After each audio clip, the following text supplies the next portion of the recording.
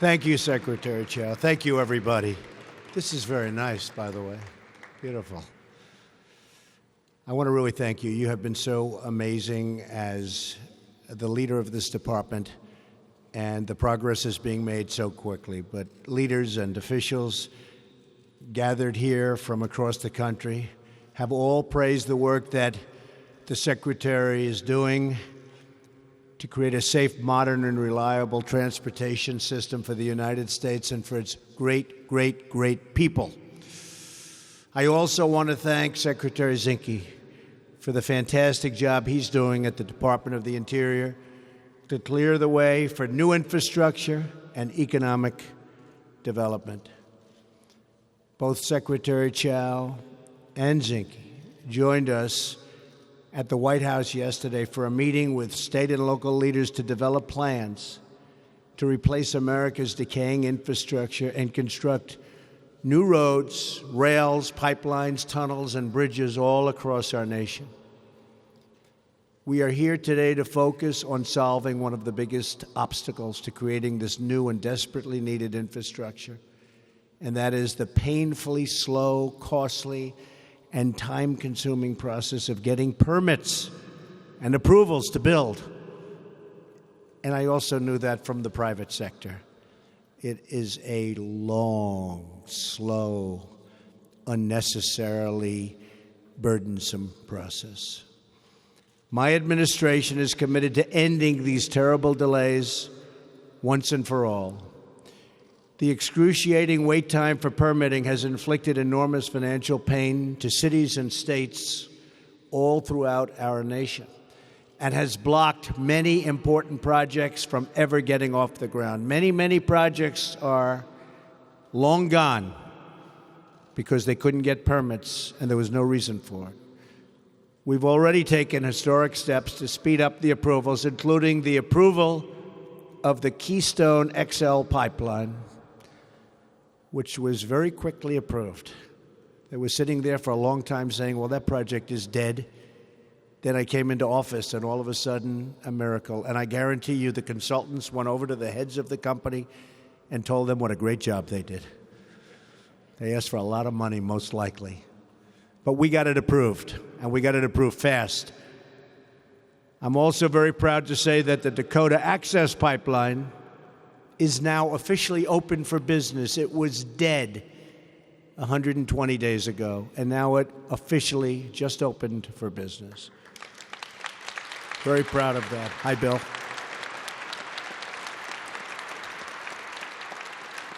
We're also excited to be joined by representatives from our labor unions, including the North American Building Trades Union, which I know well, and the Laborers International Union of North America. You will play, go ahead, fellas, take a little credit. Come on, fellas.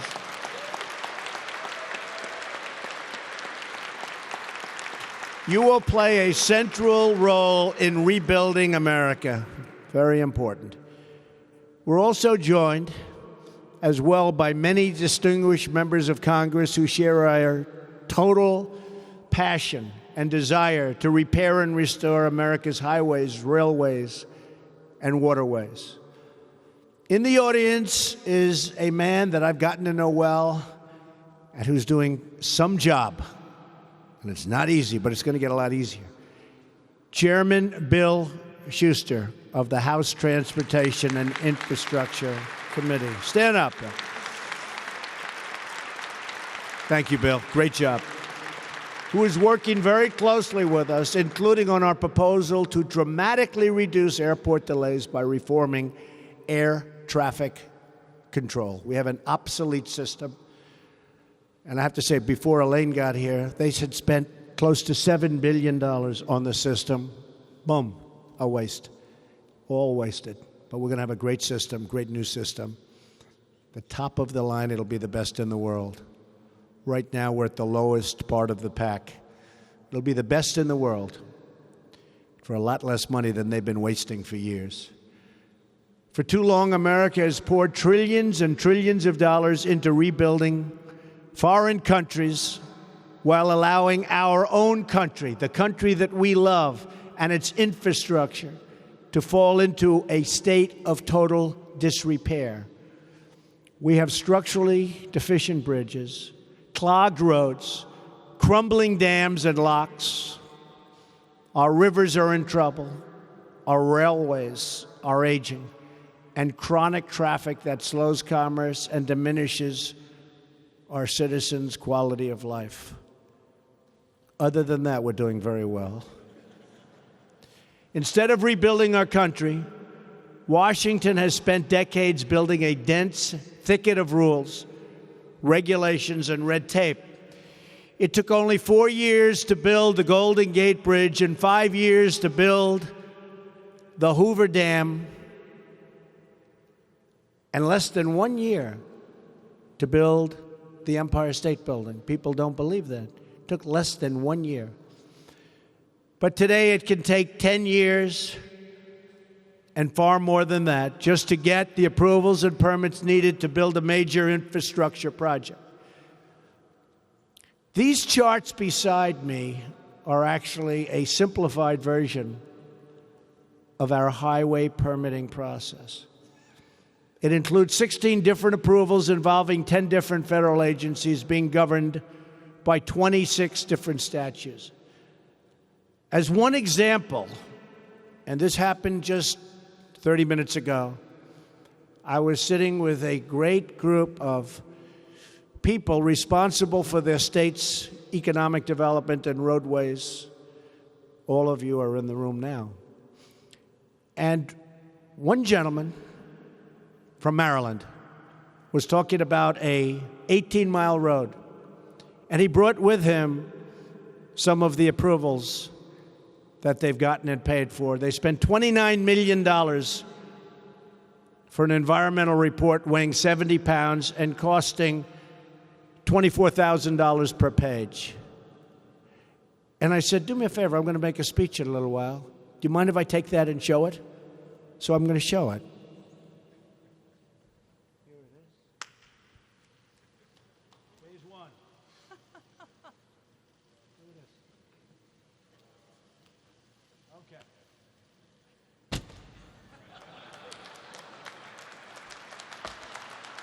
Phase two. Nobody's going to read it. Except for the consultants who get a fortune for this. And they fight us all the way. But we don't have the impact. Look at this. Okay, that's phase one. Here's another one. They don't even know what this is. They just kept it. So this caused. I better make sure I move it. I don't want to trip on the way out. That would be a big story. Especially to trip over that. So they spent millions and millions of dollars. When I said, how long has this short roadway been talked about? The gentleman said, well, if you say 20 years, you're safe. I said, yeah, don't say any more because I have to be exactly accurate with these people back there. If I was off by like 2 months, it's a major front page story. But these binders on the stage could be replaced by just a few simple pages. And it'd be just as good. It would actually be much better. Because these binders also make you do unnecessary things that cost billions and billions of dollars, and they actually make it worse. As another example, the 23, if you look at it in Ohio, the Ohio River Bridge, $2.3 billion. A project amassed a 150,000-page administrative record. 150,000 pages is a 5-story tall building. Think of it. If you put the paper together, it's a 5-story building. How can a country prosper under this kind of nonsense? And I know it so well being in the private sector, but, you know, in the private sector, you move and you wheel and you deal and you hope and you pray. And maybe it goes a little faster, but it's a horrible thing in the private sector also. And we're talking about reducing that for the private sector. Likewise, Why should we continue to accept what is so clearly unacceptable, oftentimes for consultants that are making a fortune because you can't do anything without hiring them, paying them a tremendous amount of money, having them write up this nonsense? You can't get approvals. And they're in the case of New York, Albany. They go to Albany, the state capital, or here they go to Washington for federal. And they want to make it really tough because that way you have to hire them. It's a terrible thing. It's a group of people, probably nobody's ever heard anybody talk about it because I know it, because I'm a business guy, I understand it. They work really hard to make it difficult. And some are believers, but most aren't. Most want to make a lot of money. So they make a very, very simple roadway or whatever you want to be building a very complicated subject, and they make it very much more expensive, and they make it worse. It's not as good as it would have been. I was not elected to continue a failed system. I was elected to change it. All of us in government service were elected to solve the problems that have plagued our nation. We are here to think big, to act boldly, and to rise above the petty partisan squabbling of Washington, D.C. We are here to take action. It's time to start building our country with American workers and with American iron and aluminum and steel. It's time to put up soaring new infrastructure that inspires pride in our people and our towns. When I approved the Keystone Pipeline, I said, where was the pipe made? Unfortunately, they had purchased a lot of it. But I put a little clause at the bottom. You want to build a pipeline in this country? Buy American steel and let it be fabricated here.